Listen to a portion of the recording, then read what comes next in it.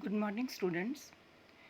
Today I am going to discuss Human Development, Chapter 4 of Book 1 Fundamentals of Human Geography, Class 12th. This is the second module of Human Development. Earlier we have already discussed what is human development, what is the difference between growth and development, what are the four pillars of development, and what are the four approaches of human development. Now I am going to discuss how can we measure Human Development Index. There are the three indicators through which we can see or we can check the performance of any country regarding the human development. And these three key areas are health, education, and access to resources. Now, how can we check these things? Like, for example, if we want to know the health status of any country, how can we check? We can check through the life expectancy at birth, and we can also see the longevity of life. For the knowledge, which is the second indicator, that can be checked through the gross enrollment ratio and the number of adults who are able to read and write, and the number of children who enrolled in school. These are the main methods through which we can see the knowledge level of that country. And third is access to resources. Access to resources can be measured in terms of purchasing power of any country in US dollars. Purchasing power means if we have more money, we can purchase more things. So if in any country the people they are purchasing more things and they have the capability to purchase things, it means that country is economically sound country. Now, each of these dimensions means health, knowledge, and access to resources. These dimensions, they have given the weightage of 1/3. And Human Development Index is sum total of all the weights assigned to these dimensions. So, means one score is for the health, one score is for the knowledge, and another score is for the purchasing power or access to resources. And out of three, numbers are given to the each and every country. Now the countries, suppose they are closer to score, means if their score is 0.9, it means their level of human development is very high. And if their score is less than 0.2, it means that country has very low level of human development. Basically, Human Development Index is the score which has the numbers from 0 to 1. So if our country index is or score is nearby 1, it can be 0.9, 0.8. It means our country has high score in the HDI. But if it is nearby 0, it like 0.2, 0.3 or 5, it means our country has low level of HDI. So HDI is basically an index which has the scores from 0 to 1. Now with the HDI there is one more indicator which is given in this book, that is HPI. Now what is HPI? HPI is also the one approach just like the HDI which is given by the UNDP, and HPI is non-income measure, means in this income is not measured. Basically HPI is the good indicator to see the level of any country. In HDI, basically we discuss the attainments of any country. What is the health status of that country, what is the literacy rate of that country, life expectancy of that country. But the some problems which are not discussed in HDI, they can be checked through HPI. For example, you can see in the PPT also, like adult literacy rate and the probability of not surviving till the age of 40, and the people who don't have access to clean water, and the number of small children who are underweight. So these things are not discussed in the HDI, but in HPI we are discussing all these things which are not the part of HDI. So we can say that HPI is more revealing than the HDI. Sometimes you get a question also for that, how the HPI is more revealing than HDI. So you can write these points for that also. Or sometimes you can get the question like, what are the attainments and the shortfalls of HDI. So all these points, they are the shortfalls of the HDI which are not discussed under HDI. So HPI, Human Poverty Index, is more revealing than Human Development Index. Students, now we will discuss regarding the international comparison.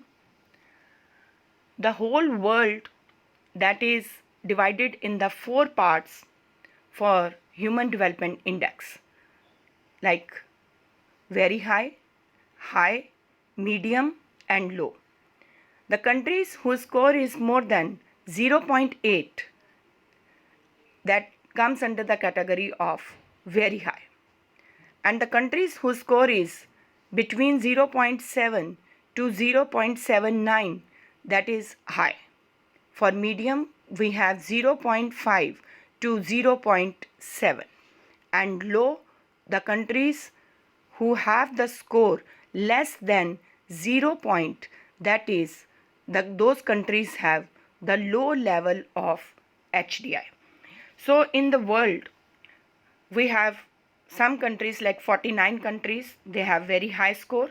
Some in 53 countries we have high scores, 42 countries medium score, and 43 countries have very low score in HDI. Now we have to discuss the reasons for that also.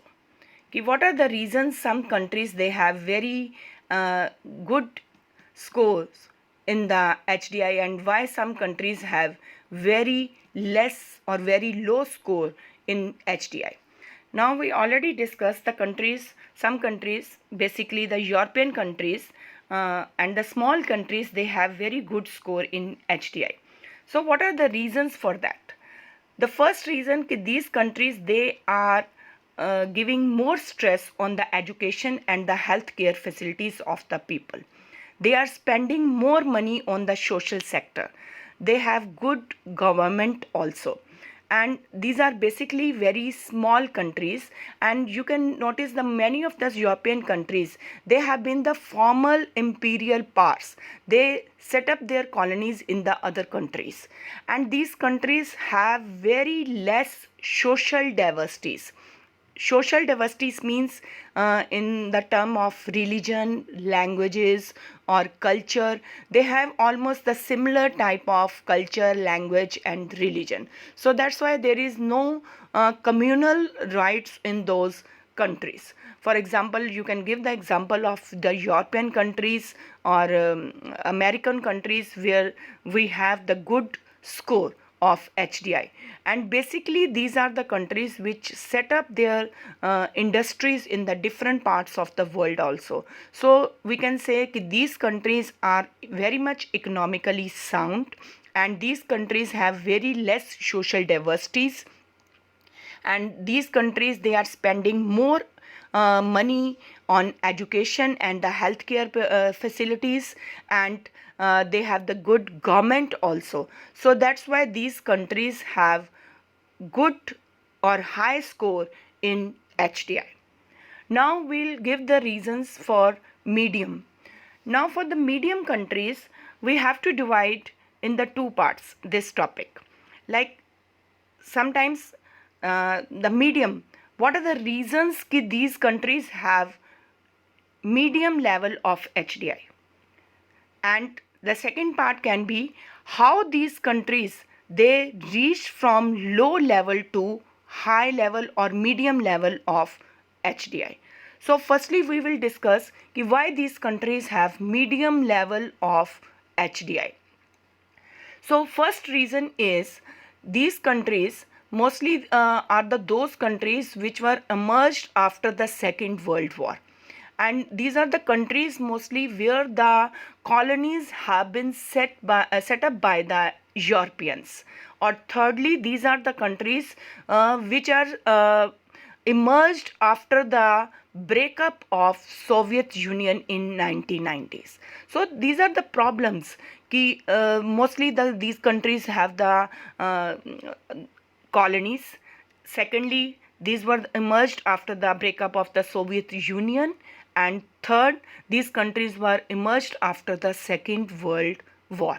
So these are the reasons why these countries have medium level of HDI.